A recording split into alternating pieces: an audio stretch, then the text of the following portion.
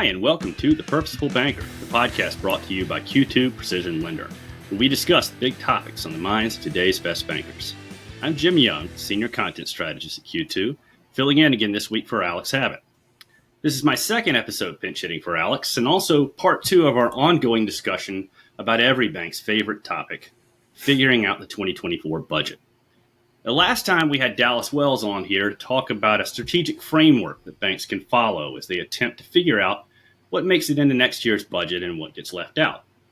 Today we have Tim Daley, Principal Digital Strategist at Q2, on to talk about his experiences working with budget champions at banks. And when we say champions, we're kind of talking about them on two levels, both from the macro perspective, the people who navigate the budget ship for the bank, really, and then sort of on the micro perspective. And these are the people at the bank who are pushing or championing to get their preferred software solution added to that budget. Tim, welcome to the show. Hey, thanks for having me. I'm glad to be here. All right. Well, first, let's start off with why you're here for this episode. Obviously, we focus group this to death, and people clamored for you. But on a serious note, tell us what's your background when it comes to the banking budget process? Wow. I guess I'll have to back up. I've been in and around banking for about the last 25 years or so. Started my career out on a help desk when we used to send discs out to people for home banking. I mean, just if we kind of put a perspective on that. But ended up working my way up through the IT organization at the bank I worked at. And then at a point during the financial crisis, I left the bank and joined Cornerstone Advisors, where I was a consultant for 9 and some change years, where I helped banks with purchase decisions, selections, implementations, those types of things. And budget is always a part of those conversations, right? Those are some fairly large technology purchases and how those become priorities and then ultimately projects and, ultimately part of the implementation that they have that year. That was something we did pretty often. So, Tim, let's talk about then how you've seen that budget process, the ones you've been involved with over the years, how you've seen that change. And I'm curious, how much of that change is for the better and in what ways? Absolutely. And that's a great question, a nice place to start.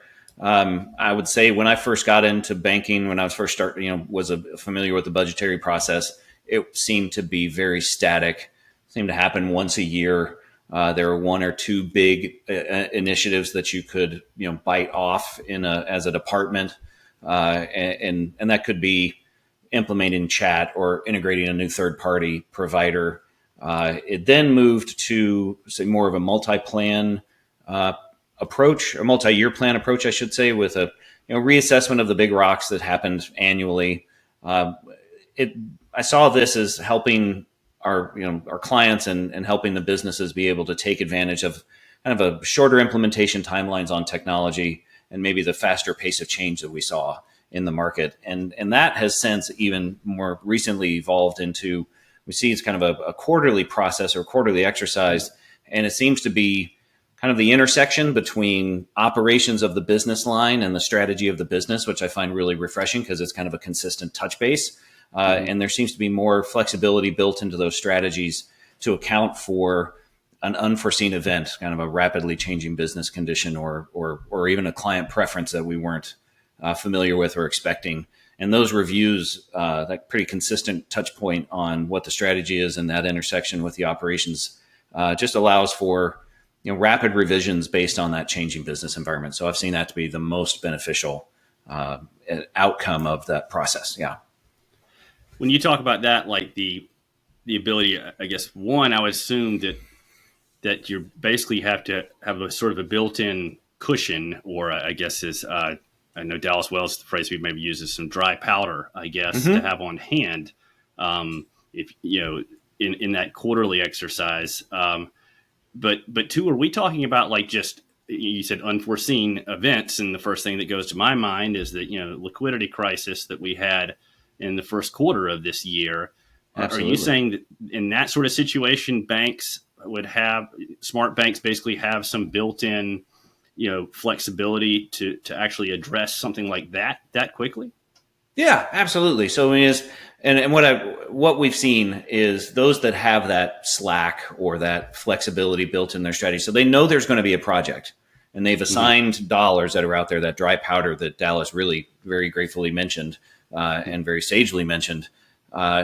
They do have that dry powder. They've got a slot, meaning they've got resources, they've got the money to invest. They just don't know what that thing is yet. And so those that had that bit of a cushion were able to pivot and look more towards deposit gathering strategies in the second quarter and the summer, and have largely started to address more quickly the deposit dollars that they require rather than some of those that haven't. And they're kind of stuck into the business process. They may have signed a contract, those types of things where it's and they don't, and they've got X number of dollars and they've allocated X number of dollars, and that puts them in a bit of a bind. Gotcha. All right. But before we continue with the conversation, I want to take a moment here to let our listeners know about a content piece that we think can really help them during budget season. And as Tim has said, we're talking about budget season right now, but these are a lot of places quarterly conversation. So it's a piece of content that we think can help you pretty much any time of the year, and it's called Guide to Buying. Excuse me. It is called Guide to Buying Bank Technology. Now, let's face it, sometimes buying bank tech can be a painful process. And this guide will help you avoid potential pitfalls so you can find the best tool and the best vendor and shorten your timeline from purchasing to ROI.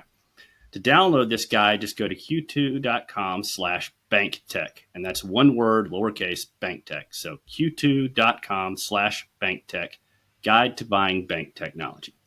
All right, back to our conversation, Tim. Let's move down a level to tactics and start with the perspective of that person at a bank who has a software solution they want added to the upcoming budget. We tend to, as vendors from the outside looking in, call this person the champion for that product or solution at the bank.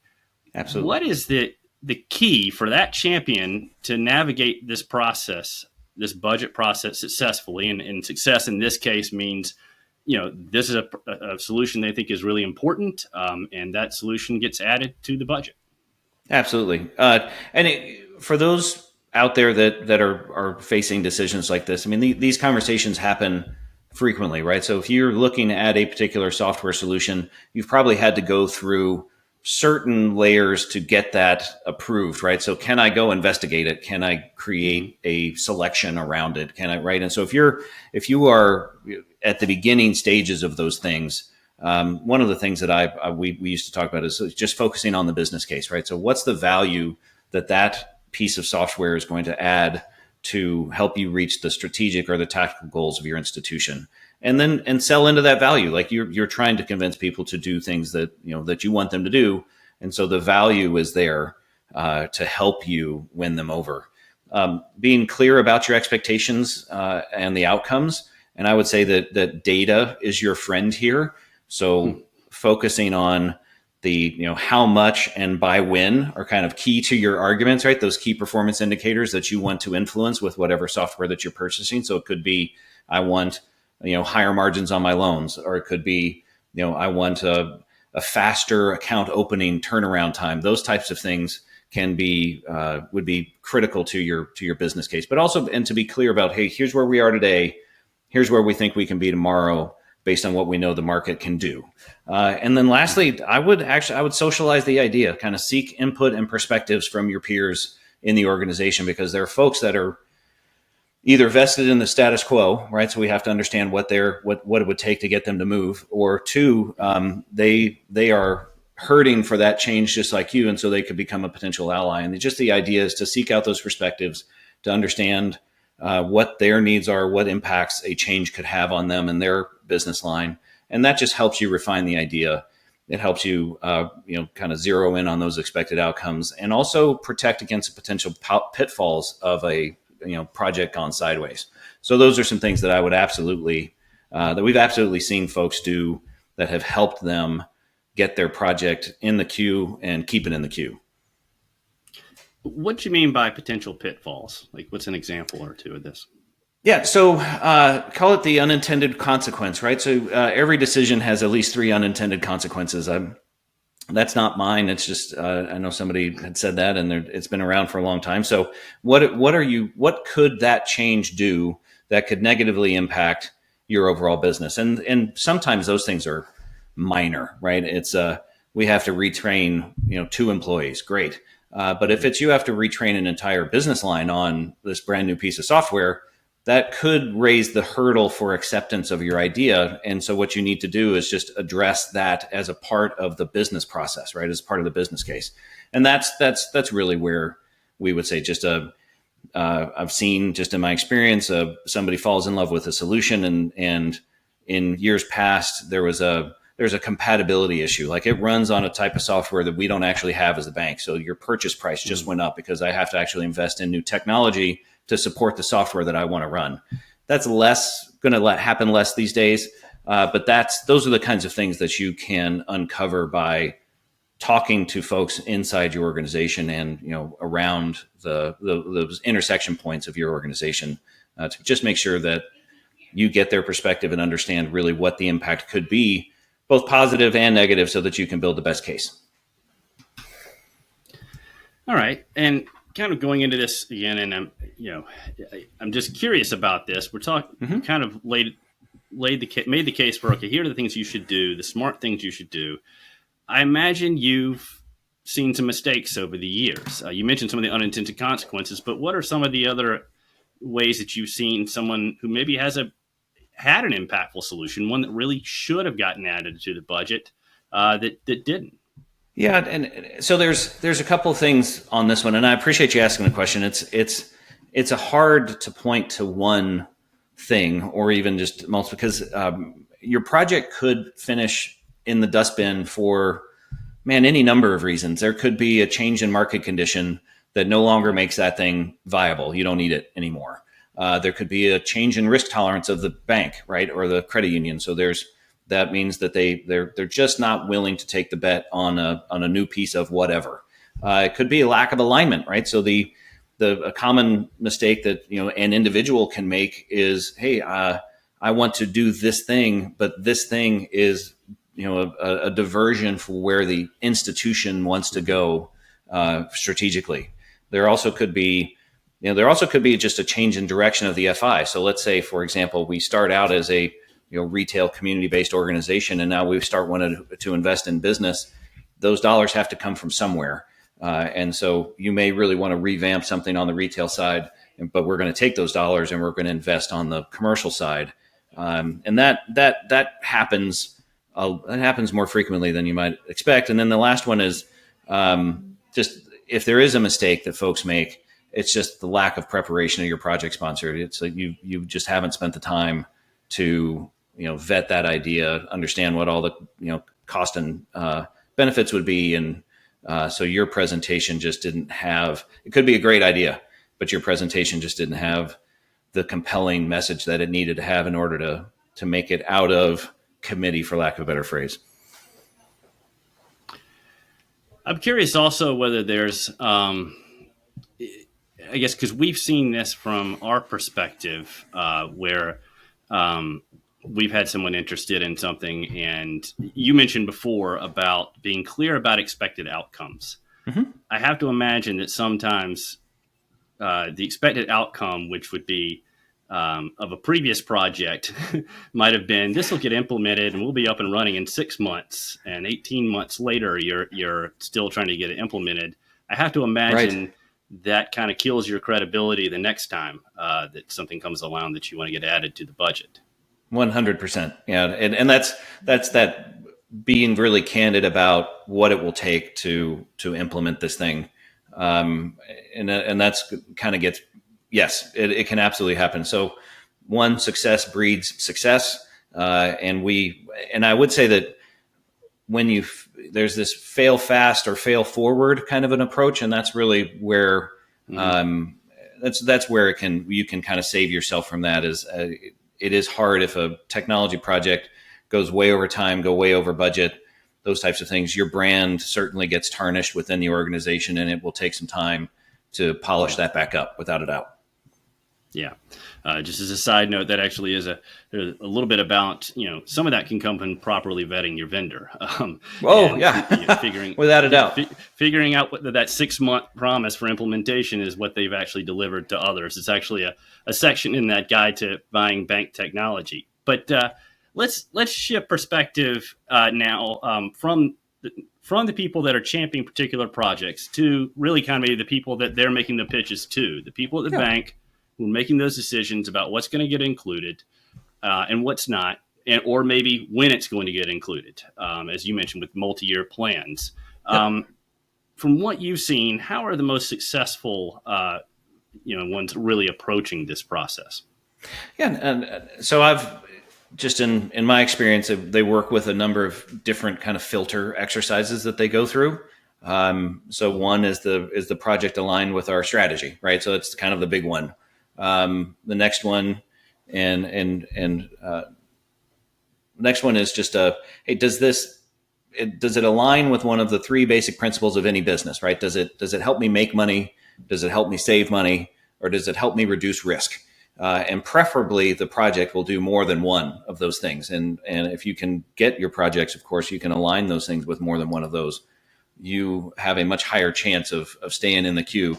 And then the last one is, does it address a gap? It could be a functional gap that we have in the product set that we offer, a gap in the technology that is expected to serve the markets that we have, a gap in satisfaction. So either internal with employees or external with your clients or members. Mm-hmm. And so how those decisions are made is that it typically runs through just a number of filters that helps it align with the overall direction of the institution. It helps them with their business plan, again, that make money, save money, reduce risk, or it helps them address a gap. And that gap, like we said, it could be any number of things, but those are some real ways to help make those decisions. And then lastly is you play kind of it's not the show me game, but it's just that you get really candid about, hey, where are we in the market? Where do we want to be in the market? And then how do we get there? And that will be kind of that last one. Is it, do we think that this one will actually help us solve the problem we're out there trying to solve? And so, yeah, I would say the last thing I guess I would say is that those folks do know that there is no such thing as the perfect solution, right? So, perfection, of course, being the enemy of great. You've got to start where you are and then start making incremental movements towards where you want to go and just iterate through it. And whether that's a big software purchase or maybe it's an upgrade, it could be just the next ancillary third party that we're integrating into a solution, could be addressed lots of ways, but being very candid about where you happen to be in the market and then just incrementally making those improvements into where you want to be is absolutely the way that those decisions are made. All right. I want you to put on your consulting hat back on again and pretend that I'm coming to you for some budgeting advice here. Okay. And so what would be some of the best practices that you would share? Yeah, 2 things that came to mind on this one. One is stay in alignment with the strategy of your institution. As that institution is evolving, of course, things will change, and I recognize nobody's in a box forever. But at the point in time in which that decision is being made, your institution has a strategy that they're trying to execute against. And so it's going to be really hard to convince a bank that's focused on high net worth individuals to invest in a mass retail strategy, right? Those types of things just don't happen. And so keeping aligned with where the overall direction of the bank is going absolutely is the first place I would start. And then the second one that came to mind is mastering your if-thens is something that we used to talk about. And the idea is, as the world continues to change, the pace of change here recently has been faster than anybody has expected, and continues to accelerate. So it's not you don't have to know the answer to every question, but working through the potential outcomes is how you go through that. It's like, if this happens, then I'm going to do this. If that happens, then I'm going to do this. Mm-hmm. If this happens, right? And so mastering your if-thens allows you to take advantage of the flex part of your budget to just ensure that you can react as quickly as you can. And so for those product owners out there, the idea is, what are we going to be able to do with the information that we have at the time, and how do we make those best decisions in real time? And so staying aligned with the strategy of the organization, and then spending some time with your team on the if-thens, so that you can make a flex, or I should say a decision to pivot as you need to. That's exactly how I'd go about it. Okay. And we talked a little bit before about some of the pitfalls or errors you've seen. Have you seen it sort of from a macro level? And you feel free to sort of change the names, or no need for names of institutions here to protect the innocent. But where on a macro level you've seen a bank just really go off the rails in terms of its budget process. Yeah, and as I thought about this, I'm looking at more on as kind of a project by project, and one of those things that I was thinking of is just don't try to boil the ocean. And I know that sounds pretty trite, and everybody said it 1,000 times, but there are technologies out there that can 100% transform your business.